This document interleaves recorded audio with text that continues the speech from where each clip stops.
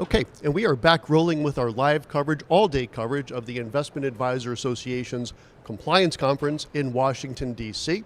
And we have with us right now Steven Yadegari, who's the CEO, founder CEO of FiSolve. Steven, thanks for joining us. Oh, it's my pleasure, Chuck. Thank you very much for having me. Okay, so Steve and I actually go back probably like 3 years. And I've always really enjoyed our conversations virtually, so it's really a treat for me to be able to speak with you in person. It's always nice when you get to see someone in person after a few years. Absolutely. Yes. Well, real good. So we're here at the Compliance Conference, so we're going to be talking compliance. And as I kind of set the stage earlier today with my first segment, compliance can be sexy. Compliance can be good because compliance is important to keep your firm going. And there's the good news, bad news, as I say all the time when you're going RIA. Yes. The good news is there are a lot of partners out there that you could leverage.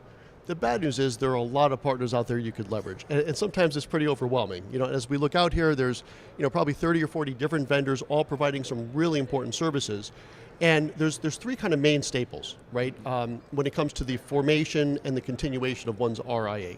There's compliance, there's systems, and there's legal. Yes. Now, you could find a compliance consultant, you could find a legal consultant or a lawyer, God forbid, and you could find a systems consultant. Or they could maybe give you a call because you're kind of that triple threat, yeah? That's right. So Yeah, tell us what correct. you do. Yeah, absolutely. Thank you. So FiSolve provides outsourced, as we describe it, chief operating officer, general counsel, or the equivalent of in-house counsel and compliance services. So we do everything a compliance consulting firm will do, and that's what most people will think of first when it comes to this process. Yeah. But we can also help with legal matters that come up, operational support. For example, if someone were registering as an investment advisor, we can help them from the beginning, getting up and running, registered with the SEC, shepherd them through that process. If they're thinking about being a sub-advisor to an ETF, we can help direct them to the right series trust platforms, Yep. whether it's an ETF or mutual fund, and help them and negotiate those processes on their behalf. And then we can build out the compliance program and stay around and help support compliance or even serve as the CCO where it's helpful. Okay, would you actually serve as the named CCO? We will. Okay. Yeah, we will. I'm going to bring this up. So again, our audience are advisors, at the wirehouses, the broker dealers, and they may or may not fully realize you need someone to be CCO. That's right. Now, when we formed Sovereign Financial, I was able to not be CCO because I was the first one to go, not it. And I say this because not many people want to be the CCO. It's a very serious responsibility. You are signing off on those ADVs. You are on the hook, right? If the SEC comes knocking, they're looking for you.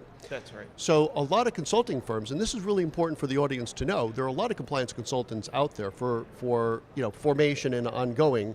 Not all of them will be the named CCO. So I think that's worth mentioning. I think that's a very important point, and to your point, the CCO not only signs off on everything, but bears personal responsibility, personal liability for things that... Let's re-highlight that. Yes. So that CCO has a personal liability. That is a very onerous thing. It is. That not many people want to do and not a lot of consultants want to do. That's right, and many of the firms that we know that are out there will draw the line at serving as CCO. Yeah. One thing I should mention, and I think for the benefit of the audience, is that there are some specific requirements, or the SEC has given guidance as to what would be the appropriate qualifications for a CCO.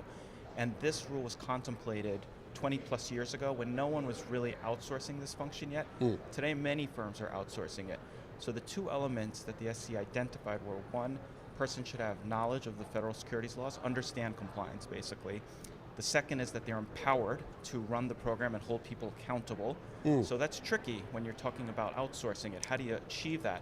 Yeah. The third, which I add because it wasn't contemplated in 2002, is the person should have the bandwidth and resources. So there are some firms where an individual, a single individual, may serve as CCO for many different firms. Yes. We find that to be problematic. So for us, we think it's really important that those occasions are limited.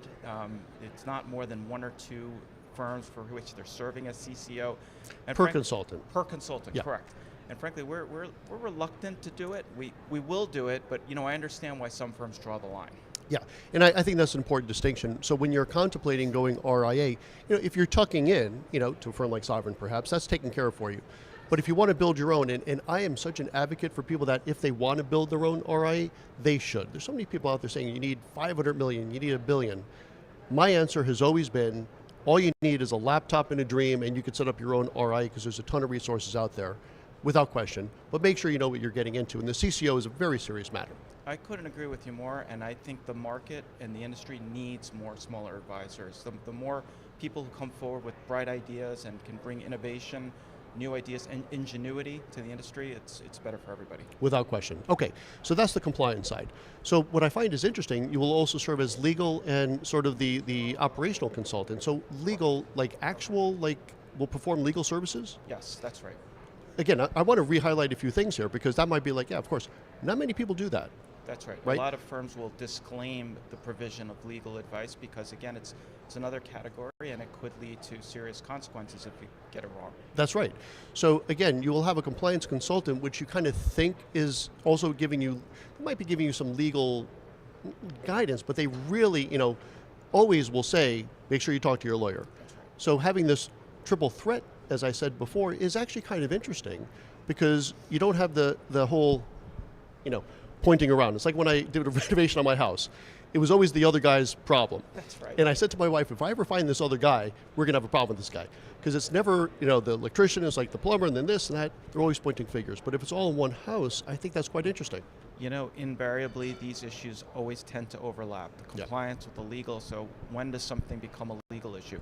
And then also we have that COO vertical, the operational vertical, which also comes into play quite a bit. So when it comes to strategic things like which service provider to use, how to oversee and conduct due diligence on some of your vendors, those are other things where we can be helpful in the same place. Will you go so far as to give advice on some of the tech stack as well? Oh, absolutely. Yeah, yes. Okay. And we're agnostic. We don't have our own technology. We don't force anything to our clients, which is also a little bit different than some of the other providers, I believe, that are out there. Instead, we help inform as to what options are out there and then try to find what's best for the individual. Okay, that sounds good. We have just a couple of minutes left, and I want to actually go back to something you said almost in passing. Okay. And I want to put a focus on that because I think it's really exciting. And we almost have a series where it's like, try this at your broker-dealer. Okay. And what I mean is when you mentioned about setting up your own ETF. Yes. Right? So imagine you're at XYZ broker-dealer, one of the big wirehouses, and you go to your regional manager and say, I want to launch a fund. Good luck, right? That's clearly never going to happen, right? So try this at your broker-dealer. Yes. But one of the many, many beautiful things I love about the RIA space is it is truly your firm. So for example, we're launching a fund, as you know.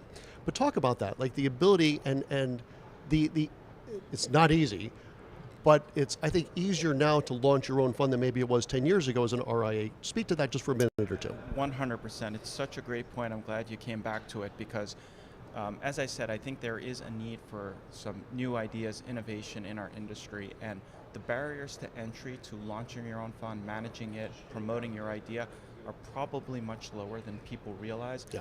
One method to do it is through a so-called series trust, where it's almost like a turnkey process where you have a provider that will furnish you with accounting services, administration, custody. Really, your role is to do two things. One is bring in the money, and then the second is to manage it. Right. Apply the investment approach.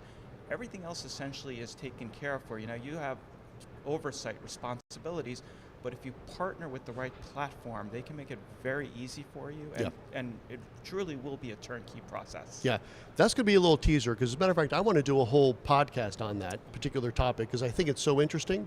We're launching actually a tender offer fund, so the difference between an ETF, a mutual fund, an interval fund, tender offer fund, we are definitely going to cover that quite a bit later this year, and maybe we'll have you back for something like that. I would love to join you, and it's a wonderful area, and I think that it's something people should seriously consider. Without question. I think it's another good reason to go RIA. Absolutely. All right. Great place to put a pin in for today, Steven.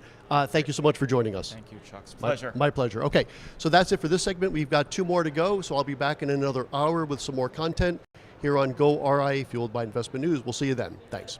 Thanks again, Steve. That was great. Thank you.